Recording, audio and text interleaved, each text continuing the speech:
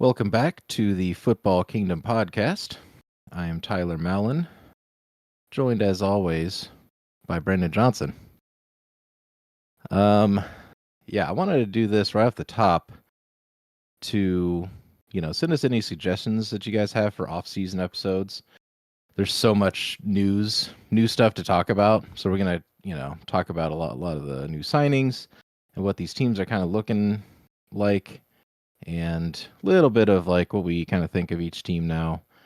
Not each team, but like kind of what this kind of does to a lot of these teams. And these are pretty big signings that have happened in the extravaganza of the legal tampering period, as they call it. But shoot us an email, FootballKingdomPod@gmail.com. We got some ideas, but yeah, there's a lot of stuff to cover in the off season, and let us know what you guys want us to talk about. If you like our brand of football coverage here, what do you want us to kind of cover? When it's not just talking about news and stuff, but yeah, we'll start right off with Aaron Donald retiring. One of the all-time great just players. We talk about GOAT, status with Mahomes versus Brady. It's like this guy is clear Hall of Famer. Only played 10 years. But yeah, probably the best defensive tackle if we're going off of his position. One of the more dominant players, helped, the Rams win the Super Bowl 2 years ago. And I don't think he's quite as dominant as like a Lawrence Taylor back in the 80s on the Giants. You kids don't know who that is. Go to youtube.com and look up Lawrence Taylor highlights. The dude is there's no one else like him. So a lot of people, I kind of always go back to that guy. So Aaron Donald is pretty close. Yeah. So especially as a defensive player, it's something else. Aaron Donald, career accolades: 10-time Pro Bowl, 9-time All-Pro, Defensive Rookie of the Year, 3-time Defensive Player of the Year. You already mentioned the Super Bowl championship that he has.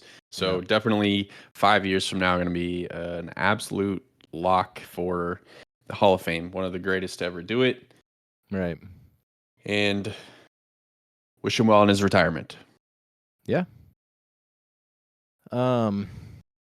Moving on. We're going to cover some big signings that have happened in the kind of market to start the new league year, as they say.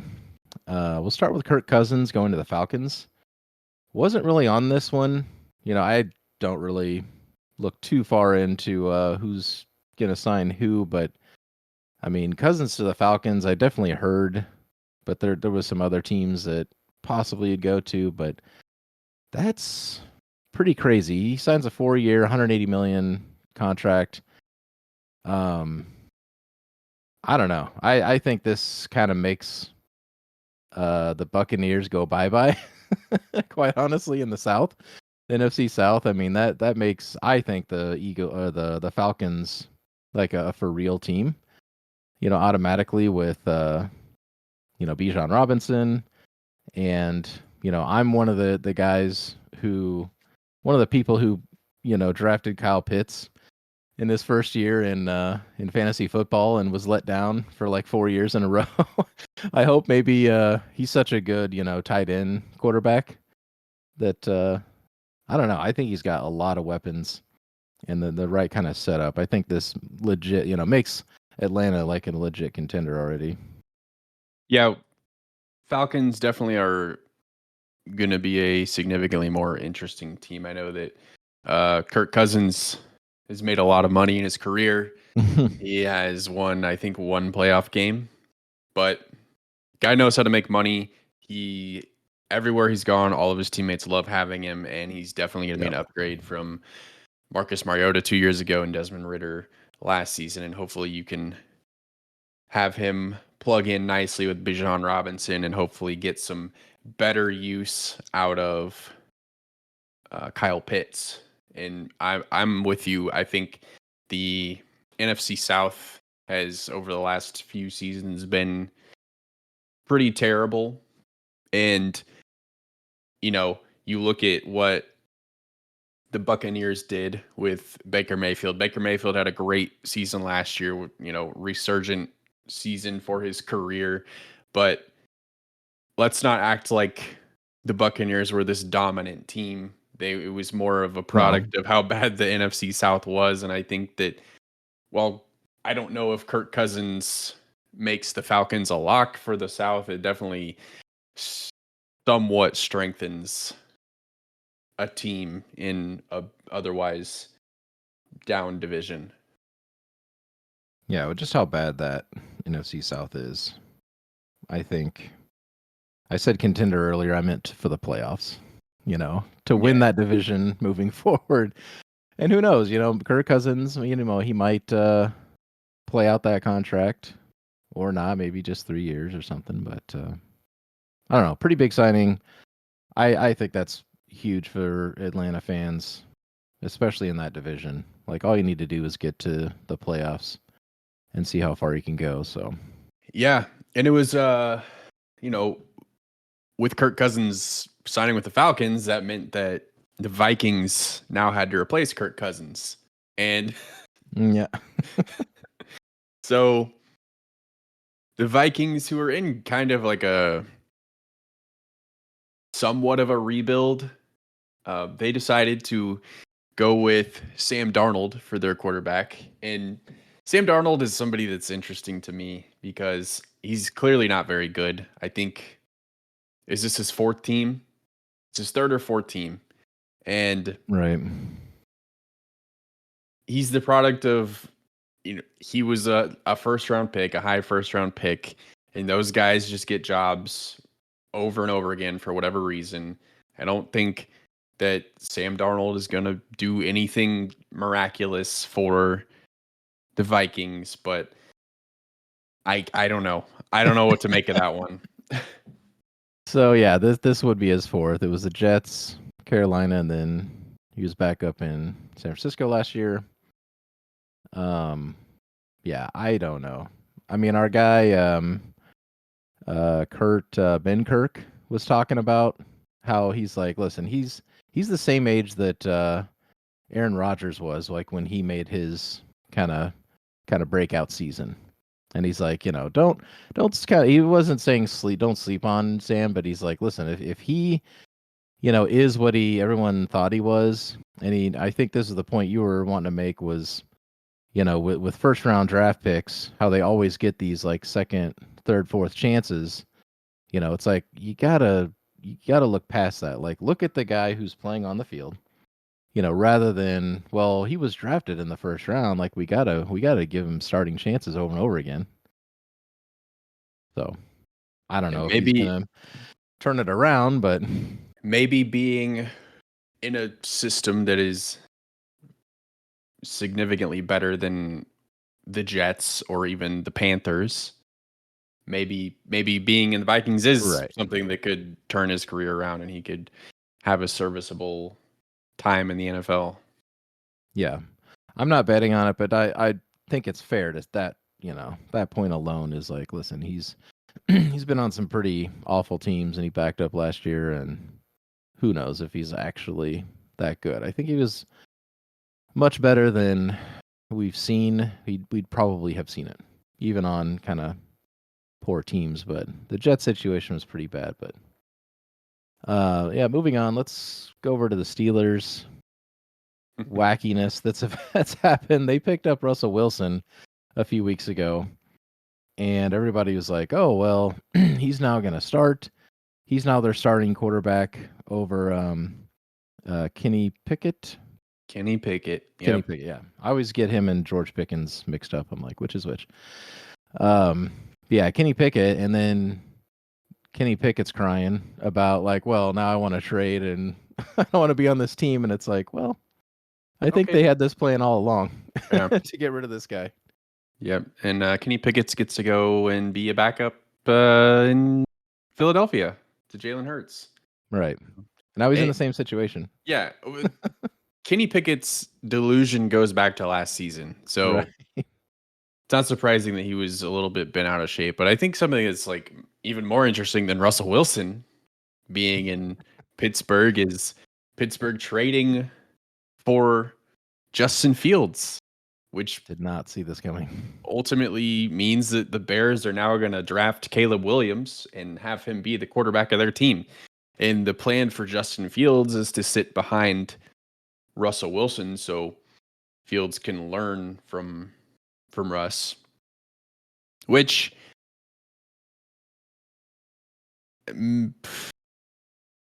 I don't know if learning from this version of Russell Wilson is going to be very beneficial to Justin Fields, but let's say it works out and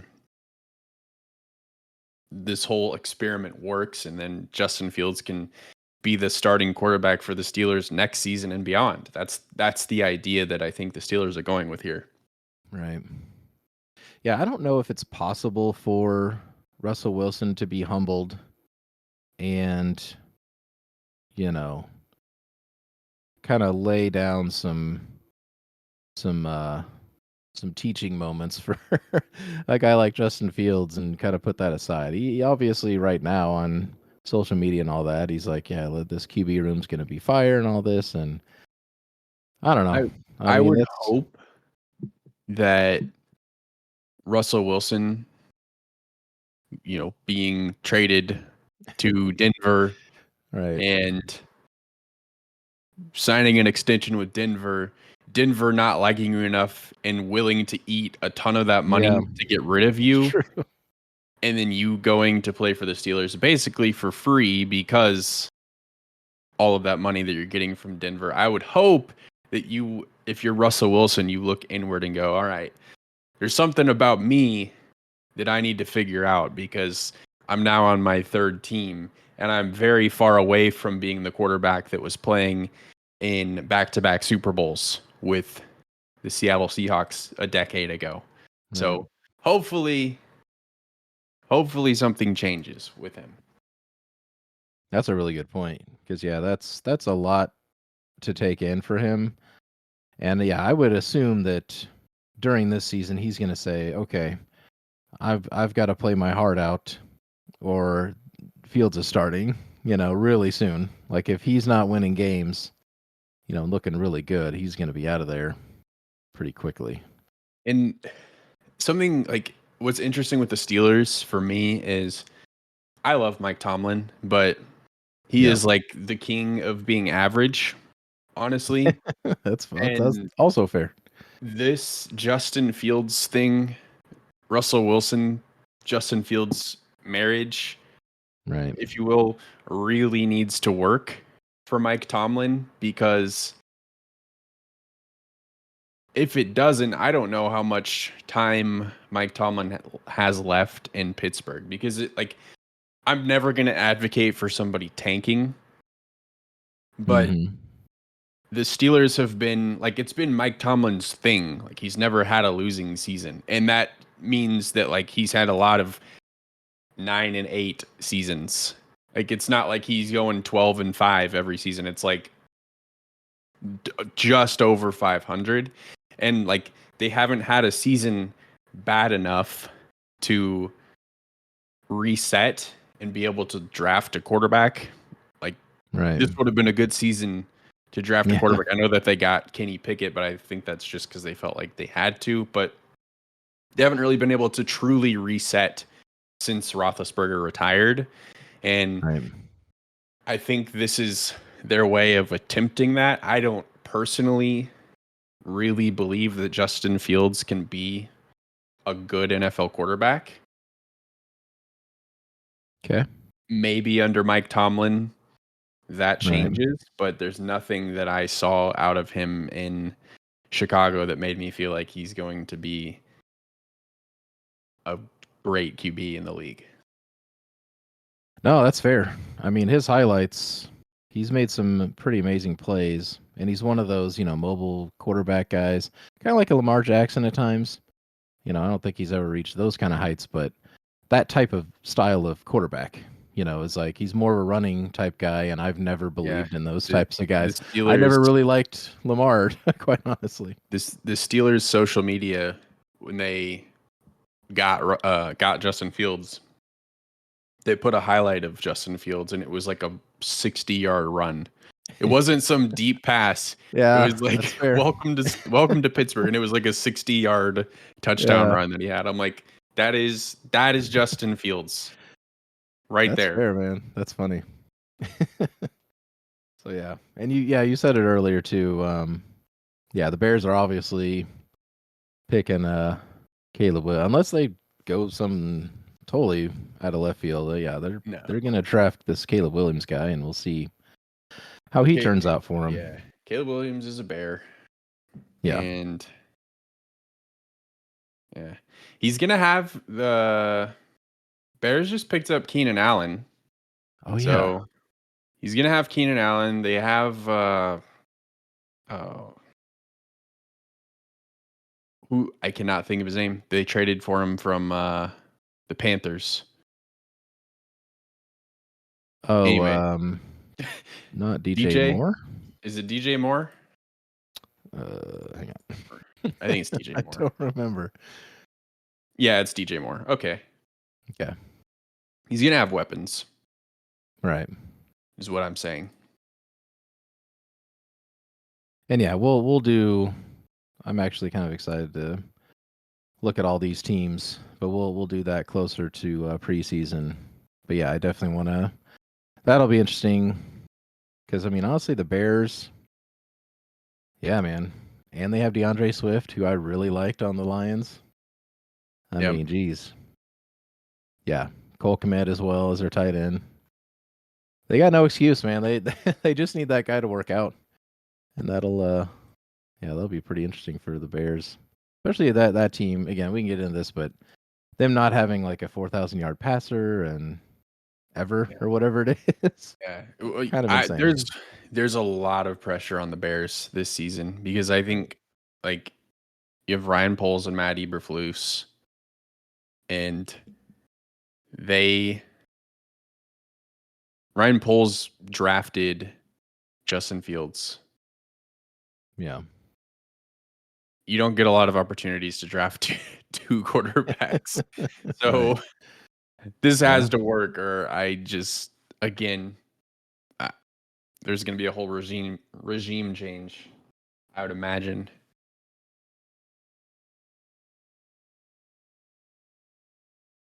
But more on that later. Yes. A lot of movement, a lot of running back movement. Saquon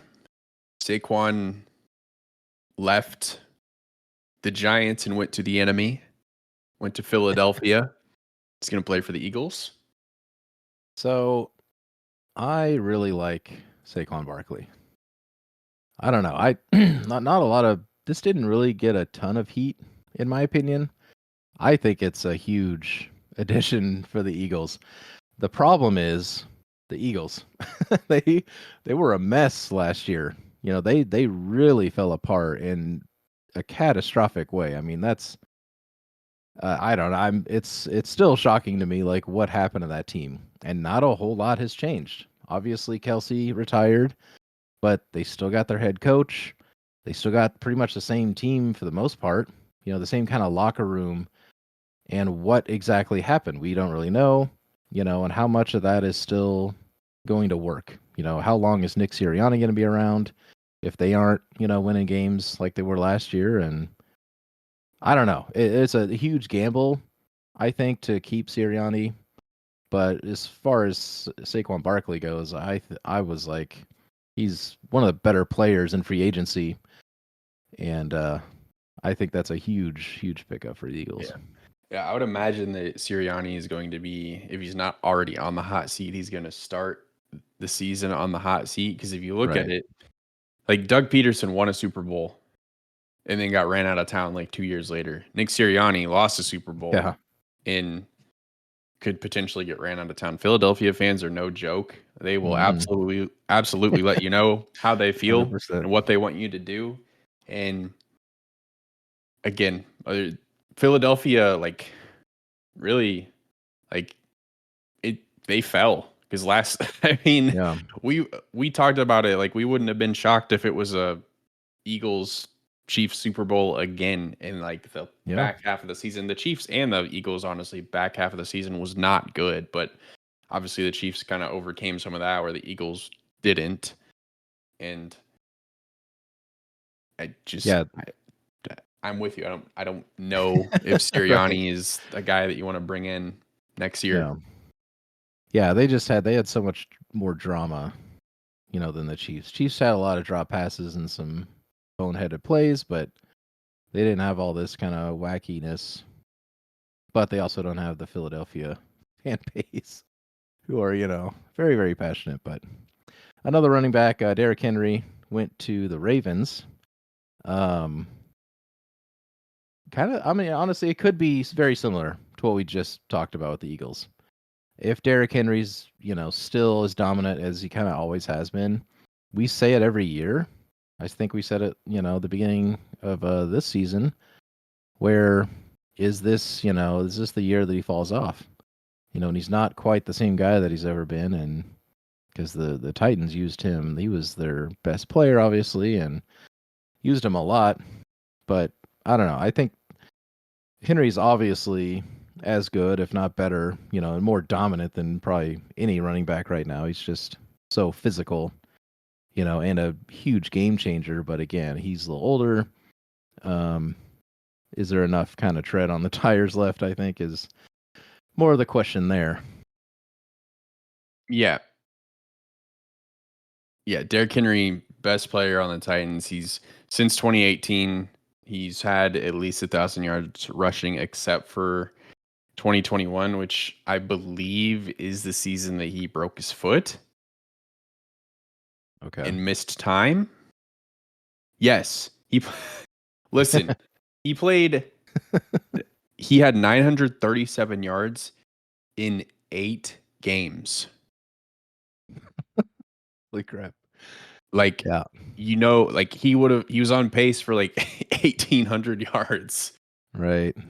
and 4 to 4.5 yards per attempt per carry. Guy's a workhorse.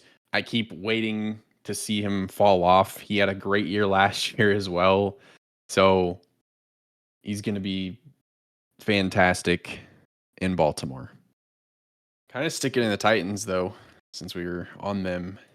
And I find this interesting. I'm kind of curious where you are because I felt like the Titans, they fired Mike Vrabel, which was weird. Mm-hmm. And they don't have Ryan Tannehill. Looks like they're going to go with Will Levis. Derrick Henry walked. Kind of felt like, okay, maybe we're going to reset a little bit. They made the biggest splash of the offseason as far as wide receivers are concerned.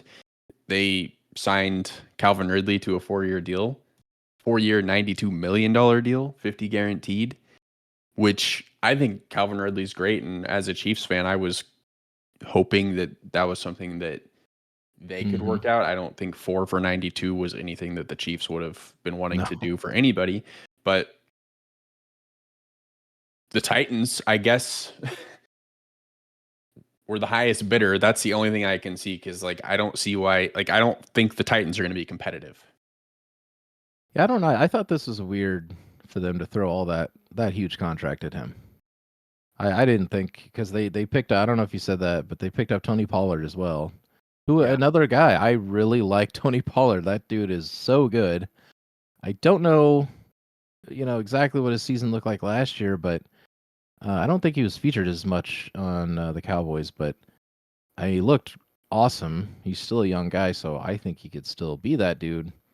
Again, that was another dude. I'm like, man, if Chiefs had a little different situation, these are the types of guys I would like, with Mahomes. But yeah, they still have DeAndre Hopkins, Traylon Burks. Yeah, very, very strange though.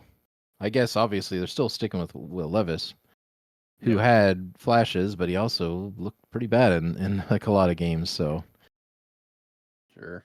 But yeah, Jacksonville,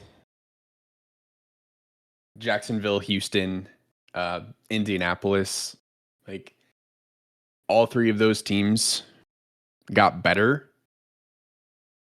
And I don't know if this is the Titans trying to keep up, but I just felt like the Titans are the weakest of the group now.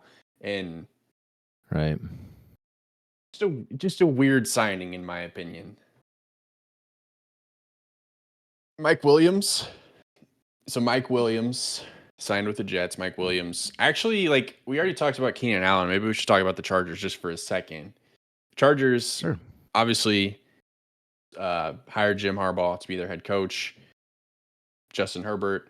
But Austin Eckler's gone. Keenan Allen's gone. Mike Williams is gone. What are the Chargers doing? Well, man, I can't wait to get to the Raiders. We got plenty of time for that. I don't know, quite honestly, because they grabbed Gus Edwards from the Ravens, and now, yeah, they have Joshua Palmer as their wide receiver one, I guess. Yeah. So they have plans for the draft, I would imagine. But yeah, right. Mike Williams, another player that I was like, I feel like the Chiefs could get a cheap deal for him. Big player, Right. but I don't know. The injuries are obviously something to be concerned about. But he's going to go play for Robert F. Kennedy's vice president, Aaron Rodgers. If you're the Jets with Aaron Rodgers, you have to be like, listen, you're in or you're out, because you can't be making a VP run and the New York Jets quarterback. Oh. I don't think he's actually going to even, I don't think the politics route is even going to happen, but it's weird that that's even a conversation. When that came up, I was like, I think I'm surprised, but then I'm like, it's Aaron Rodgers, so yeah, of course. I was not surprised. It's already came out that like he is not gonna be his running mate. Like, I think RFK's media people were already like, oh, that was just a rumor or something. I'm like, okay, sure, but yeah, I think he is. He already said like, yeah, we have a running mate, but we haven't announced it yet. But it is not Aaron Rodgers, I think is what they said, something like that. But yeah, still though, I mean, you're not only is he in New York, like you already have like a crazy media behind that, kind of big market team. But you got Aaron Rodgers who takes it one step further, who's like, oh yeah, like I definitely do that. It's like, bro, are you a quarterback or are you a vice president? Contender. Like, what are we doing? And obviously the Jets knew what they were getting when signing up for that. But yeah, I mean, it makes a little sense, I guess, for Mike Williams to, he's probably going to get paid a little bit more. I don't know what his contract was, but yeah, for him to probably get paid more than he would with the Chiefs, and he's got Aaron Rodgers. I can't really blame him for going to the Jets, I guess. Let's talk some Chiefs moves. So big signing for the offseason of the Chiefs is retaining Chris Jones. I mean, if you look at last year, obviously had the big contract situation where he ended up holding out of training camp. He missed a game, ended up signing a 1-year deal that was very heavily incentive based, and ended up working out. And Chris Jones at the parade, you saw his speech, his drunken speech. I'm not going anywhere. I'll be back. Chief for life. And Chris Jones and the Chiefs agreed on a 5-year, $158 million deal, including a $30 million signing bonus, $95 million guaranteed, an AAV of 31, just under 32 million. And yeah, absolutely market-setting deal, crazy deal. And with Aaron Donald retiring and Aaron Jones going to the Vikings, Aaron Donald retiring, Chris Jones is the best defensive lineman in the league now, and he's going to get paid like it, and deservedly so. Yeah, a lot of this, people have kind of talked about, like, he's kind of earned this contract. Like, this is almost like back pay. Like he's like, we're paying him for like past performances, and it's 100% worth it because the first 2019 Super Bowl against Garoppolo, I mean, how many? He had like 6 batted passes or some ridiculous thing on the line, and that was clearly a game plan. That's their whole game plan was to disrupt that, and then I mean, multiple times. I mean, gee, we can go through the whole playoffs where Chris Jones was huge component of the other team missing passes. I can think of the Josh Allen throw in Buffalo. There was a couple in the Super Bowl, and Batted passes this recent batted Super Bowl. I passes, mean, even and like just the I pressure alone, yeah, missed even throws. yeah. So Chris Jones, one of my favorite Chris Jones like kind of poetic moments is you remember when the Chiefs lost the AFC Championship game to the Bengals. Yep. Chris Jones couldn't get Joe Burrow down. He had him in his grasp and let Joe Burrow get away. That pretty much is what, outside of Patrick Mahomes not playing well in the second half, that was pretty much kind of the difference in the game. But the very next season, facing off against the Bengals again in the AFC Championship, and Chris Jones sacking Joe Burrow basically a year later to have the Chiefs advance to the Super Bowl. Like one of my it's like a year in the making of like one of my favorite kind of Chris Jones moments. He has a lot of them, but I always thought that one was cool. That was the Burrowhead my ass. Yeah. Stuff. Yeah. And the know your role, shut your mouth, all that stuff. Yeah. So good. But yeah. Nothing new on L'Jarius Sneed. There's been weird rumors. There was a bunch of nonsense about a deal is done with the Colts, and then Stephen Holder, who's the Colts beat writer, who you should follow him on Twitter because he's very plugged in with the Colts and the league in itself. He pretty much was like, yo, I don't know where you guys have heard this, but it's not happening. And squashed that easily. Yeah. So nothing new. Yeah. Well, yeah. So we obviously signed Chris Jones. Nothing new on Sneed. I don't know. I mean, I still don't really think there's any realistic chance of that he's on the team still. You never know. Maybe they keep him on the tag and they run it back. They do the 3-peat. Yeah. So he's got a $19 million franchise tag, and from what I heard, Sneed's Sneed's asking price is too high. Okay. So it's sounding like he needs to come down on his end. Gotcha. And because you had the Lions were super interested in Sneed and ended up going a completely different route at cornerback, because I think not only was Sneed's asking price too high, but the Chiefs' asking price might have been too high, because it's kind of like it's a tough situation to be in if you're the team acquiring Sneed, because not only do you have to compensate the Chiefs with whatever draft picks that they are asking for, but you then have to turn around and compensate the player. So it's like double dipping into, okay, we just lost a lot of draft assets acquiring the guy. Now we need to lock him up with a big deal. So I think it's like maybe the Chiefs and Sneed need to bring it down a notch. But worst case scenario, like you said, he plays on the Chiefs next season under the tag, and that's that. Right. And yeah, this will be a great kind of trade piece for him if they do end up doing it. They can get back a lot of draft capital with just Sneed alone, because he really is worth it. Like everyone in the league saw just how dominant, and he's clearly the best cornerback, especially for the Chiefs. So, but yeah, the other big signing here in the last couple of weeks was Marquise Hollywood Brown. I watched his press conference. There was a little 10-minute press conference, and I love this guy. He seems very down to earth, very humble guy. He does prefer to be called Hollywood by the team and the media. Like somebody just asked him, do you prefer, Marquise or Hollywood? And he's like, Hollywood. It's like, all right, that's awesome. But yeah, and you know what? He said that he kind of left it up to his his manager, but like he had a lot of offers. Like there was lots of teams that he could have went to, and it really sounded like he could have been paid a heck of a lot more to go somewhere else, but he wanted to play with Mahomes. And there's already, Twitter posts and stuff about him and Mahomes working out. I think I think he fits the Chiefs culture. He's not, some diva who's going to come in and, ask for the ball all the time.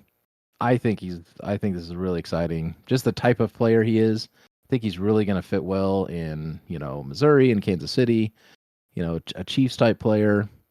But like just again, YouTube highlights, I'm like, okay, this guy, just watching highlights from last year on a pretty bad Arizona team, I'm like, okay, he's now playing with Mahomes. So I'm very excited about Hollywood now. So you want to cover his contract stats? Yeah, I'll cover stats. So he signed a 1-year deal for the Chiefs with the Chiefs worth $7 million. It's very, again, heavily incentive based. He catches 5 touchdowns, 500K, 6 touchdowns, 250, so on and so forth. 500 receiving yards, more incentives, and then that just goes up the more that he gets. So it's very much like prove to us that you can be a productive player and we will pay you accordingly. And I think that's good for him because he has been, he missed games last season. He missed games in 22. So there is the injury risk. So I think this is kind of similar to like Juju Smith-Schuster, the way that the Chiefs handled that. And hey, we believe in you. We're going to give you a 1-year deal. If you perform, you'll get paid, and then you can go make your money in free agency either through us or through somebody else.